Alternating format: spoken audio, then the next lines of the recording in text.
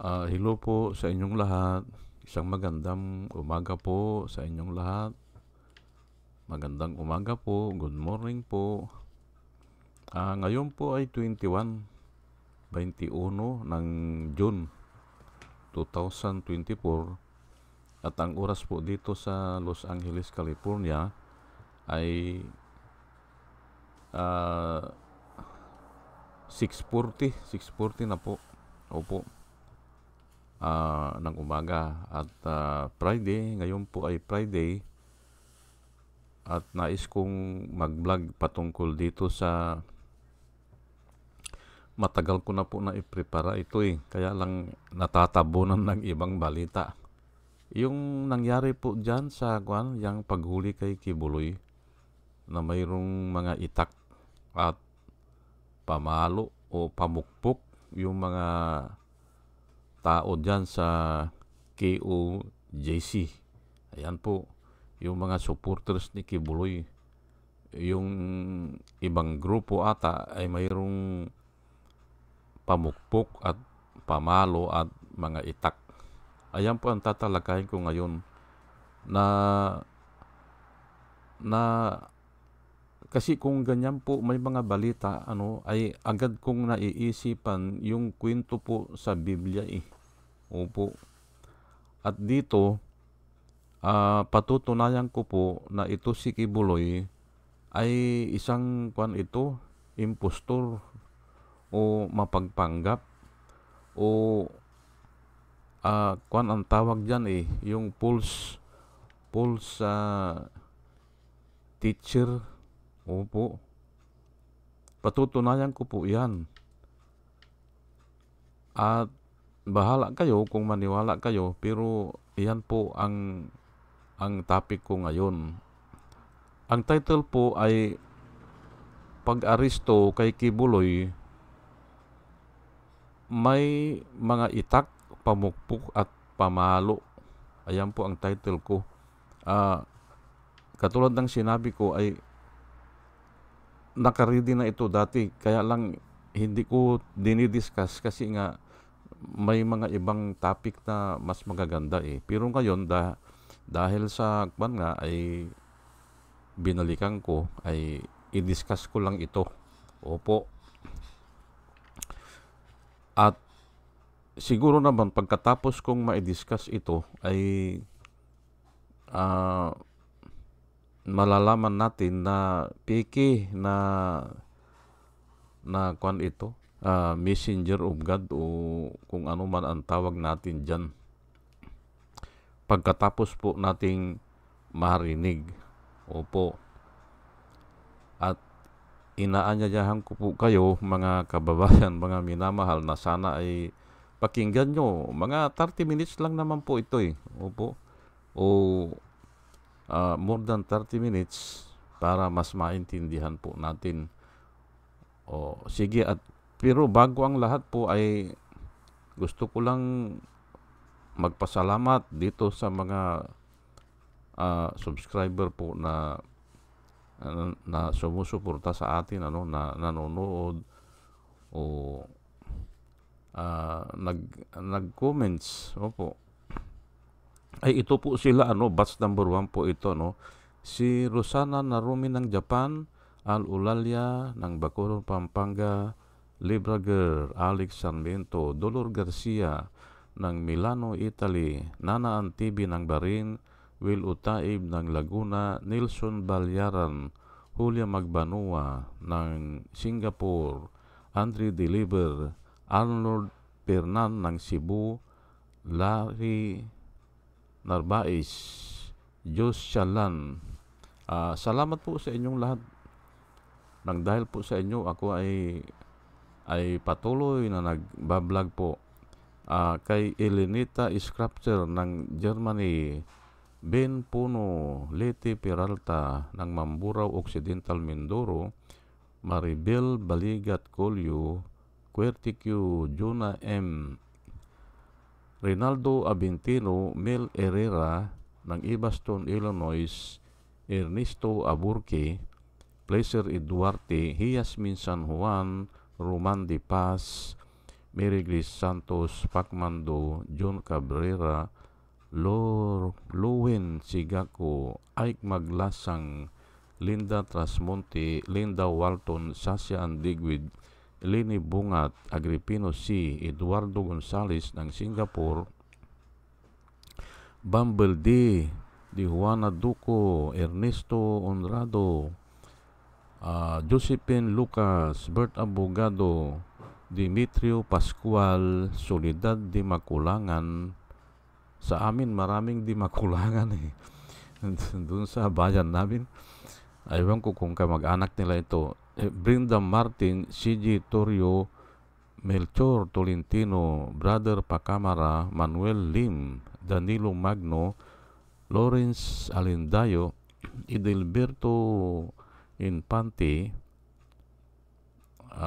Boss Reyes, Paul Vincent Lim, Sonny Gaya, Rupino Baldos, Betty Velasco, William Ilay, John DeCinco, Victorino Ripran, Norman Nabatar, Bonifacio Avila, Danilo Magno, Carl Alman, Salvi Ibanez, Domos Ticton, Tibtib Mercado, Bernadette Francisco, User P.O., Cyril Andres, Hermihenel Dugardi, Ruben Delpin, Mama Gina, Lanzo Mintak, Leonardo Asibis, at saka si Jose Tosi. Salamat po sa inyong lahat. Ito naman po ang mga vloggers na nire-recommenda ko po sa inyo na ating panoorin at suportahan. Nakikita ko kasi na totoo yung sinasabi nila at para po sa ikauunlad ng bayan. Ito po sila, no? Si Michael Apasible Bulletin, Atty. Insurrecto, Bonyog Pagkakaisa, Vlogcaster Armandin, Engineer Tuto Kausing, Aling Marie, Mr. Sa Totoo Lang To, Christian Isguera, PMTJR Vloggers, The Action Man, Roy Japan Tours, Divina Apostol, CGP Chay, Kampihan ni Artat Ago, Dambius Journey, Kakamping, Ang Batas with Atty. Claire Castro, at saka si Waldi Carbonell. Ugaliin po natin na manood sa kanila o suportahan po natin sila kasi nga ay marami po tayo talagang matututunan sa kanila. O sige po at tuloy-tuloy na po tayo. Ay ito nga ang topic ko ay pag-aresto kay Kibuloy, may mga itak, pamukpok at pamalo doon sa side ng KOGC. Ayan po.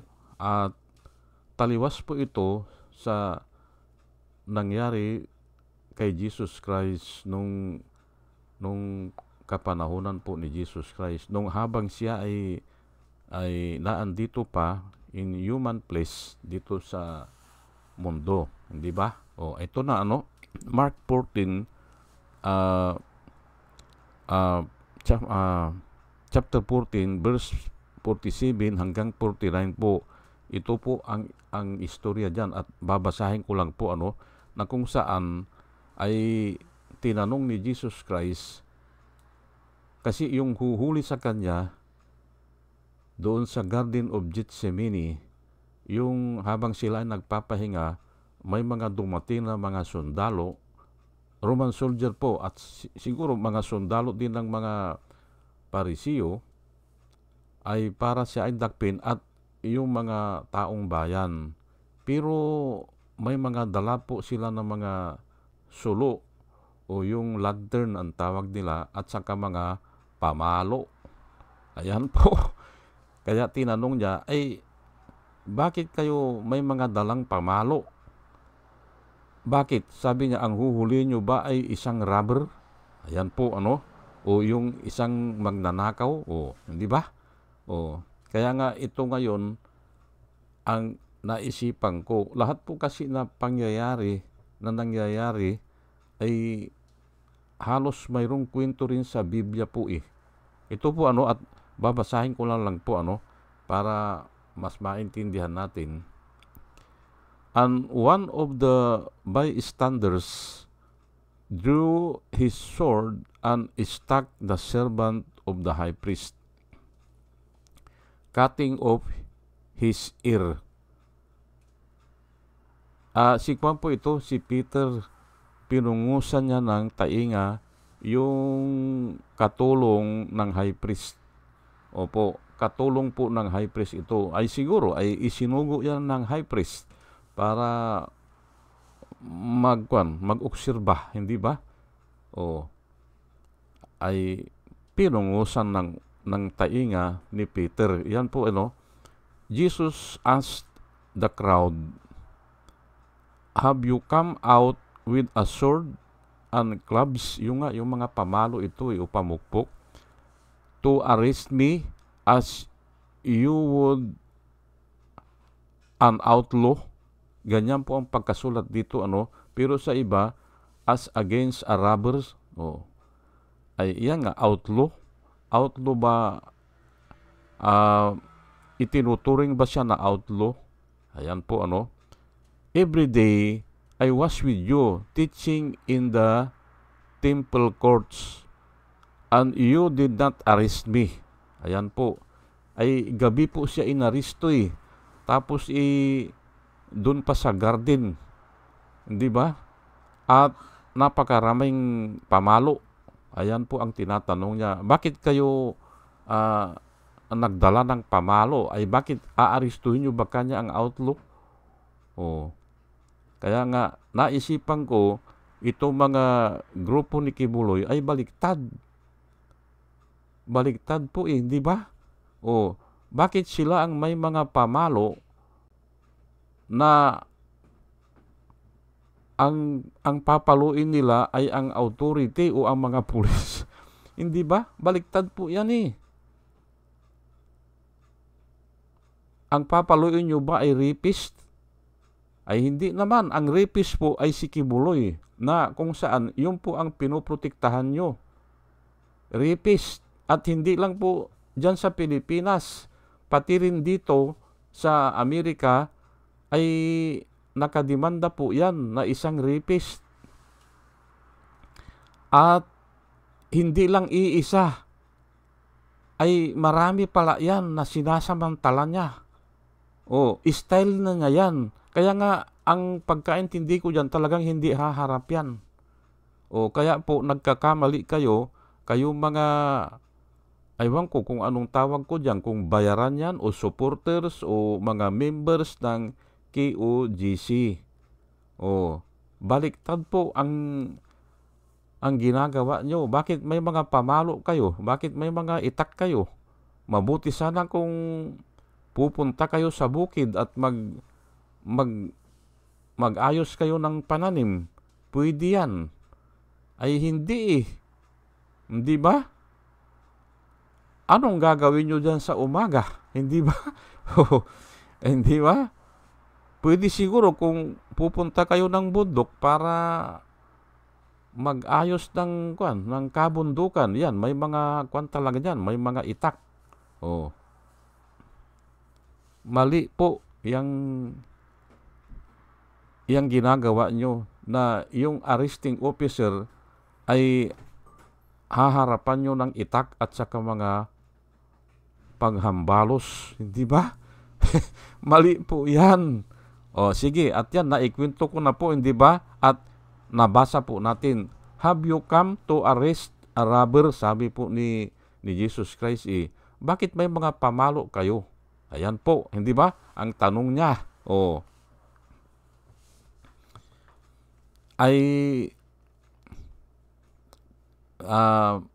John 18 verse 4 hanggang verse 6 po, Jesus, knowing all that was coming upon him,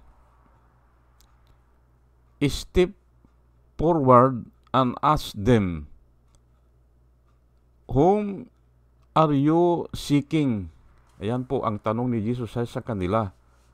Dito sa mga tao yan yung aaristok sa kanya, na yun nga ay may mga pamalo hindi ba? May mga Roman soldier na ay normal lang po yun. May mga sibat yun, may mga espada yun. O yung mga sundalo din ng priest. May mga sundalo din kasi yung priest eh. O, whom you are seeking, ang sabi po ni Jesus Christ.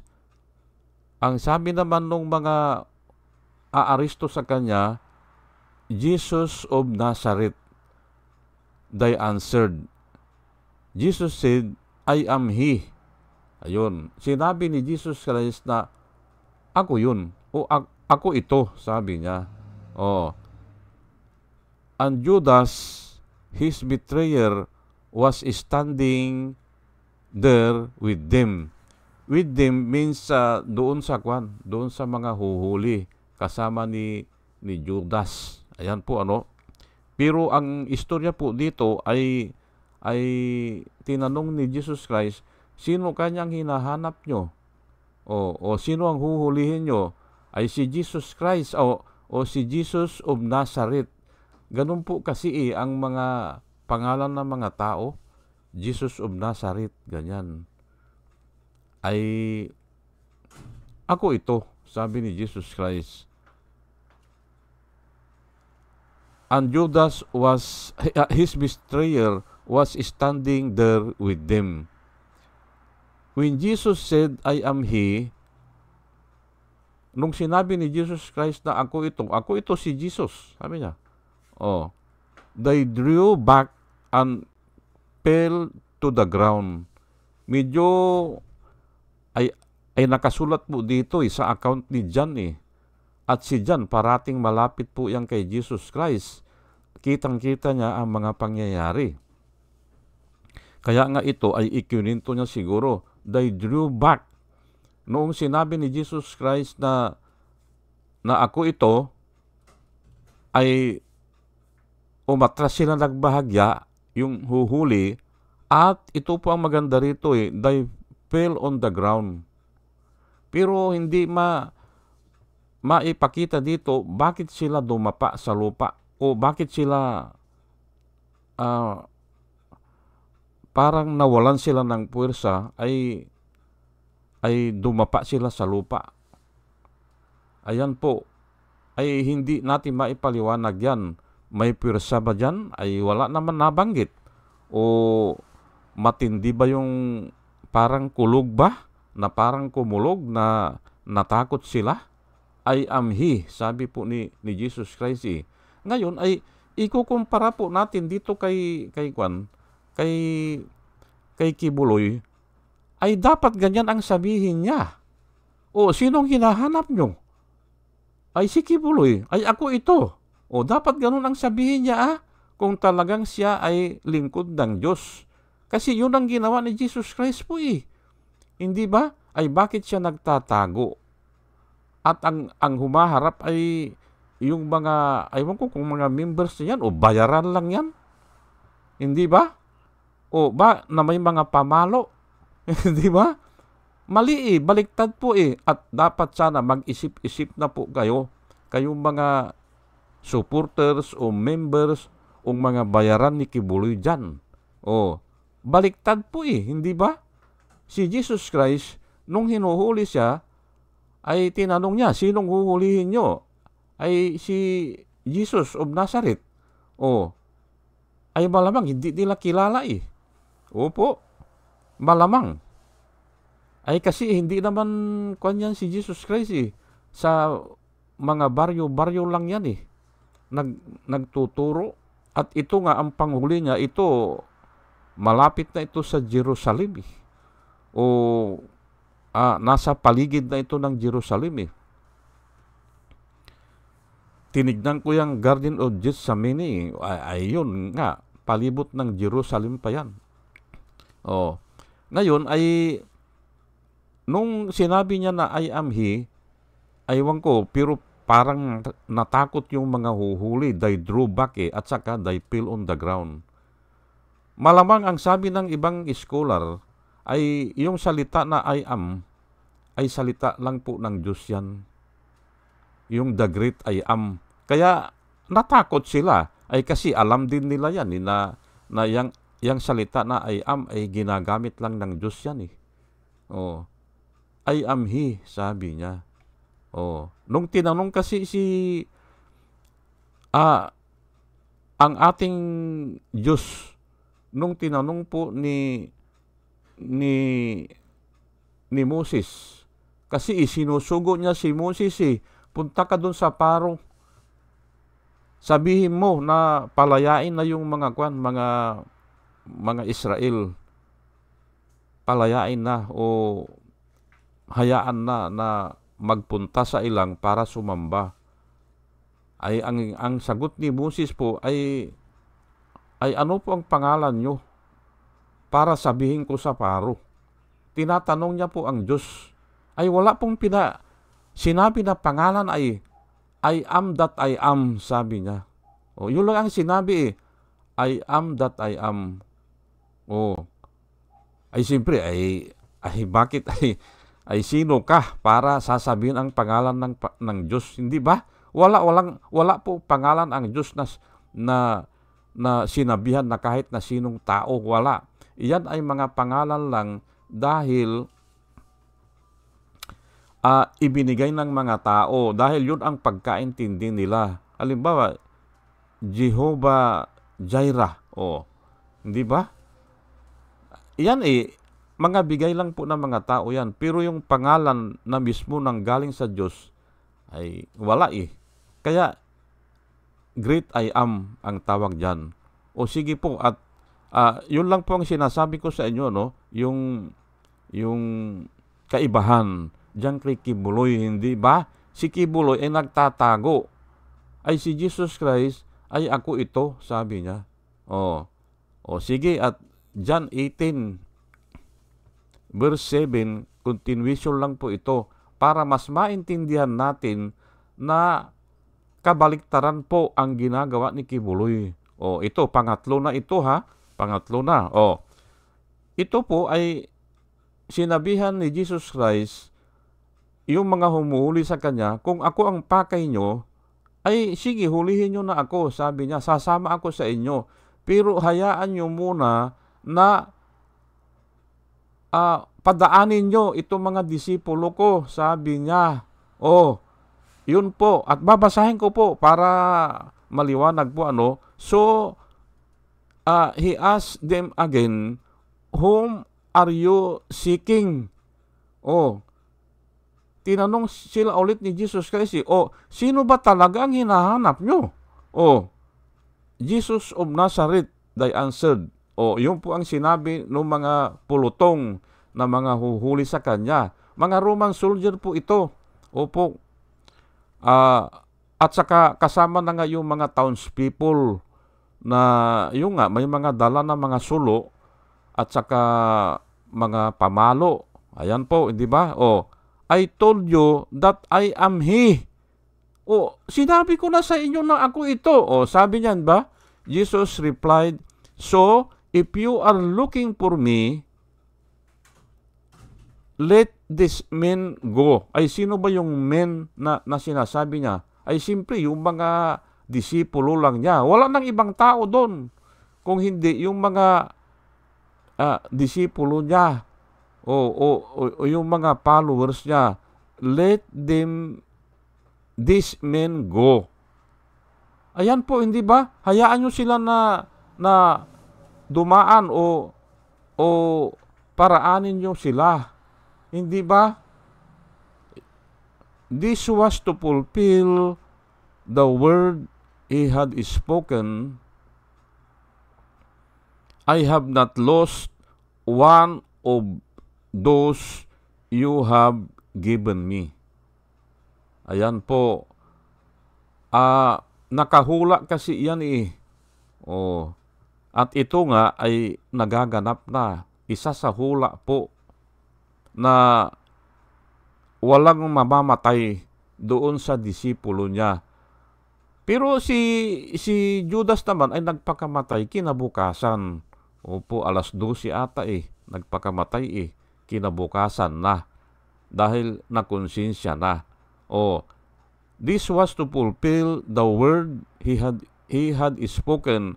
I have not lost one of those you have given me. Ayun, yung walang mamamatay dun sa disipulo niya. Ayun po ang ibig sabihin yan. Pero kabaliktaran na naman sa ginagawa ni Kibuloy, hindi ba? Nagtatago si Kibuloy eh. Ay dapat sabihin niya dun sa mga officers o mga arresting officer na, sinong hinahanap nyo? Ay si Kibuloy. Ay ako ito. Hulihin nyo ako. At wag niyong sasaktan itong mga tao ko. Dapat ganun Ay hindi Hindi ba? Parang isinusugo pa niya naprotektahan siya nung mga tao niya kasi nga ang sinabi niya ay hindi daw siya pahuhuli ng buhay. Ayan na po, dapat pag-aralan nyo yan. Ay kung sinabi niya yan, ay malamang yan ang gagawin niya. Hindi siya pahuhuli ng buhay. Mayroon po tayo na mababasa sa Biblia, plight is a sign of guilt. Hindi pala ganun. Yan ay mga kwan na yan, mga attorney na po ang nagsasalita niyan. Pero sa Biblia po, the innocent is as bold as the lion, but the wicked flee when no one pursue him. Ayan po. Doon nila kinuha yan. Plight o yung pagtatago is a sign of guilt. Ulitin ko lang, hindi po guilty verdict. Kung hindi, is a sign. Ay pero mas malamang na po yun. Is a sign of guilt. Ayan po. Ay ayaw ngang humarap Hindi ba? Nagbibigay pa kunyari ng mga kondisyones. Hindi ba? Tapos yung tinalakay ko kahapon, if you fail to do this, sabi niya kay Ontiveros if you fail to do this, yung mga kondisyones niya, debate tayo. Ay bakit didebate ka na hindi ka humarap? Humarap ka po sa Senado. Ayan po. Opo. Ay nako. Ito po nailatad ko na po yung bakit bulaang propeta yan si Kibuloy. Pero mayroon pa isa akong topic na ito ay diniscuss ko na nung isang araw. Yung sa Biblia po na may sinasabi na yung dalawa ay magiging isang new man. Ayan po na mali ang interpretasyon ni Kibuloy. Pati yung Iglesia ni Cristo, mali. Pati ang Roman Catholic, mali. Nag-comment ako doon sa comment section, doon sa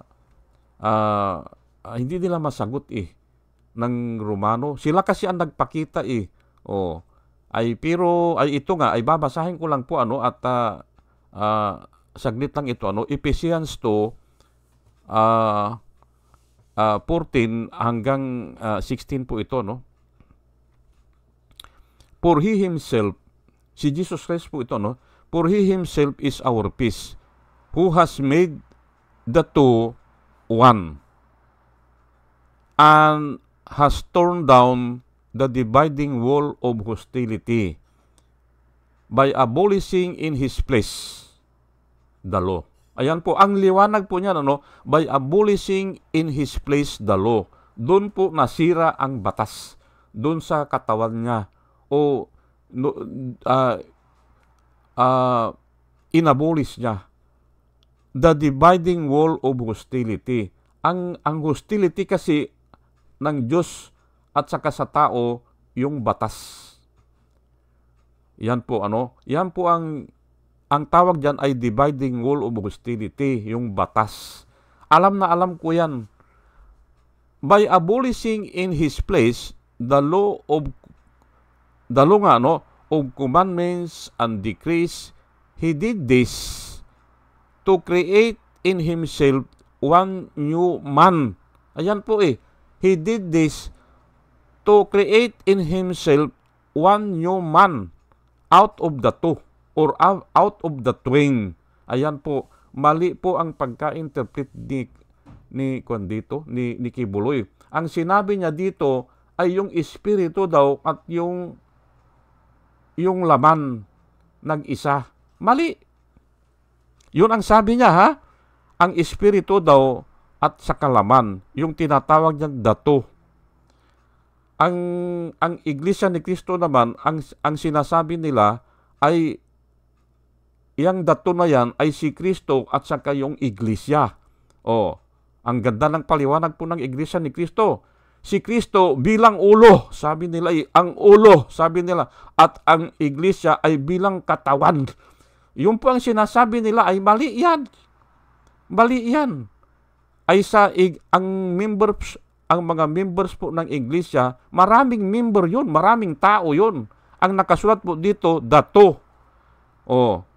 At mali din ang na sinulatan ko, yung Roman Catholic, sinulatan ko, mali po yan. Ang interpretation naman ng Roman Catholic ay yung Hudyo daw at saka yung mga Hintil ay ginawang isa.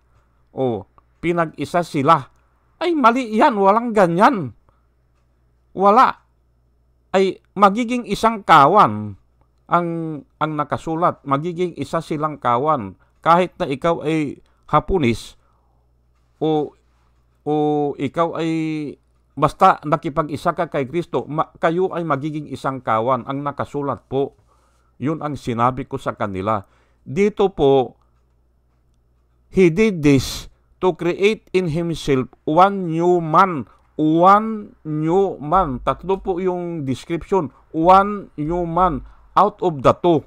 Ang linaw po Hindi ba?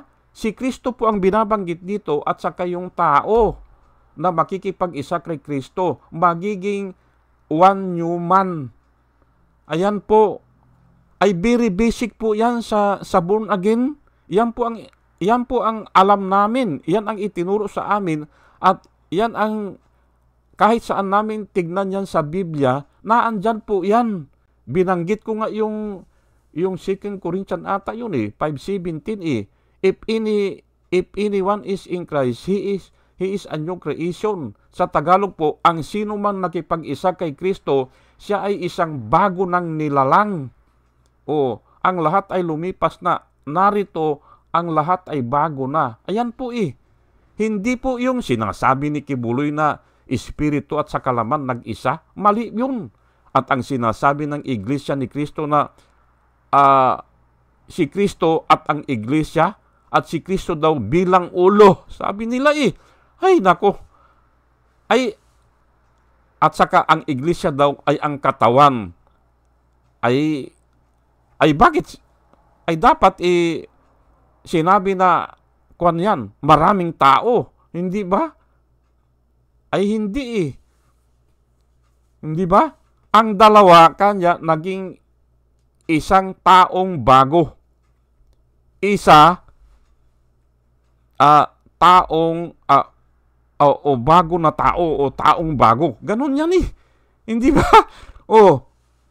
Ayan po and reconciling both of them to God in one body through the cross by which He extinguished the hostility. Siya po ang nag-extinguish Siya ng hostility. Ayan po. Hindi po yung Jew. Hindi po malayo yung interpretation ng Roman Catholic. Yung Jew daw at saka yung Hintil ay naging isa. Mali. Mali po yun. Naging isang kawan, pwede yun. Naging isa sila. Ay kahit naman ang mga kahit naman po ang mga Muslim kahit na anong lipi yan, pag parehas silang Muslim, kinukonsider nila na iisa sila. Ayan po. Kasi nga isang kawan sila Pero hindi po binanggit dyan na ayun na nga, hindi ba? Mali po ang interpretation, lalo na ni Kibuloy dyan. Opo, mas papaboran ko pa yung Iglesia ni Cristo at saka yung Roman Catholic. Mayroon yun. Kasi in the long run, magiging isa talaga yan Lahat po, magiging isa yan. Pero yung espiritu at sa kalaman na pinag-isa daw, ay mali yun. Walang gano'n.